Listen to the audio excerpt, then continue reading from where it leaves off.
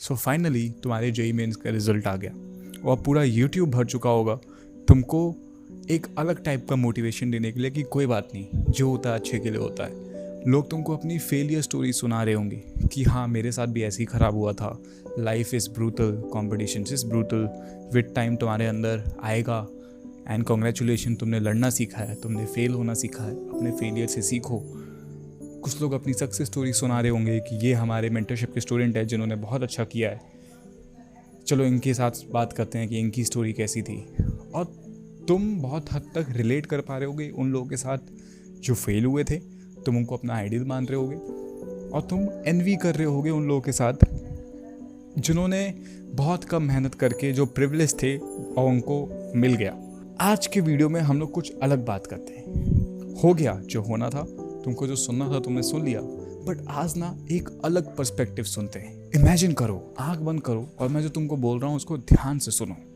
इस दुनिया का सबसे शानदार देश भारत का सबसे शानदार राज्य हस्तिनापुर, इसके तुम राजा बनने वाले हो। तुमने अपनी पूरी लाइफ मेहनत की है इसके लिए और तुम इसको डिजर्व भी करते हो। पूरी दुनिया तुम्हारे सामने झुकने वाली है। दुनिया की सारी चीज़ें जो तुम एक्सपेक्ट कर सकते हो वो तुमको मिलने वाली है। तुमने बहुत मेहनत की है और फाइनली जब तुमको ये मिलने वाली होती है, कुछ पॉलिटिक्स होती है जिसके कारण तुमको ये नहीं मिल पाती है। तुम समझ जाते हो कि भगवान तुमको टेस्ट कर रहे हैं before giving you such a big opportunity, और तुम बोलते हो ठीक है, आई एक्सेप्ट इट, और तुम सब छोड़ के चले जाते हो। भगवान सोचते हैं कि यार जिस चीज़ के लिए लोग पूरी लाइफ मेहनत करते हैं, इतनी चीज़ों को सेक्रीफाइस करते हैं, मैंने इसको एक बार में सारी चीज़ें छीन ली और इसको फ़र्क भी नहीं पड़ा इस चीज़ से। भगवान बोलते हैं कि एक छोटा टेस्ट और लेके देखते हैं, और फिर तुमको एक गेम के लिए इनवाइट किया जाता है। उस गेम में तुम्हारे साथ चीट किया जाता है और फाइनली तुम्हारे पास जो कुछ भी बचा हुआ होता है, इंक्लूडिंग तुम्हारी खुद की ओन सेल्फ रिस्पेक्ट, उसको भी छीन लिया जाता है। और फाइनली तुम्हारे पास जो बचता है वो होता है शून्य। तुम्हारे सारे रिसोर्सेस, तुम्हारी सारी एबिलिटीज़ सब ज़ीरो हो जाती है। तुम अपने लाइफ के रॉक बॉटम स्टेज पे पहुंच जाते हो। इस पार्ट के साथ तुम रिलेट कर पा रहे होगे। ये वो स्टेज होता है जब कोई तुम्हारे साथ नहीं खड़ा है, कोई तुमको देखना भी नहीं चाहता है और तुमको पता है कि हर जगह से मैं तो बस फेल हो रहा हूँ। इस टाइम पे भी तुम मेहनत करना नहीं छोड़ते हो और ये देख के भगवान चौंक जाते हैं कि भाई अब इसको मुझे सब देना पड़ेगा। जो कुछ भी ये डिज़र्व करता है या करती है, मुझे इसको सब देना पड़ेगा।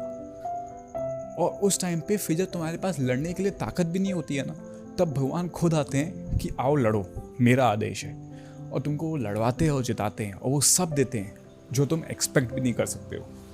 और वो बड़ा सा राज्य और वो सारी सुविधाएं जो तुमको मिलनी चाहिए वो तो सब तुमको मिल ही रही है, बट एक चीज़ और मिलती है, इतिहास में तुम्हारा नाम। तुम्हारे आगे आने वाली सारी पीढ़ियाँ, सारे बैचेस तुमको अब रिस्पेक्ट करेंगे, तुमको आइडियल मानेंगे, जस्ट बिकॉज तुमने अपने लाइफ में सफ़र किया, अपने रॉक बॉटम को टच किया, बट स्टिल तुम हारे नहीं। तुमने मेहनत की और तुम आगे पहुंच गए। हम सबकी लाइफ में स्टोरी सेम होती है, चाहे तुम किसी भी स्टेज पे क्यों ना हो, बस टाइमलाइन अलग होती है। तुम रॉक बॉटम पे तो पहुंच चुके हो, बट सवाल ये है कि तुम बाउंस बैक कब करोगे, अभी या 10 साल बाद।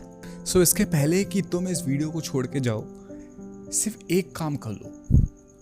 एक शीट ऑफ पेपर लो जिसको तुमको बहुत संभाल के रखना है, तो इसको बहुत अच्छे से फाड़ना अपने कॉपी से और इस पे लिखो, I am at my rock bottom stage of my life and at this stage I will improve 2 things and they are.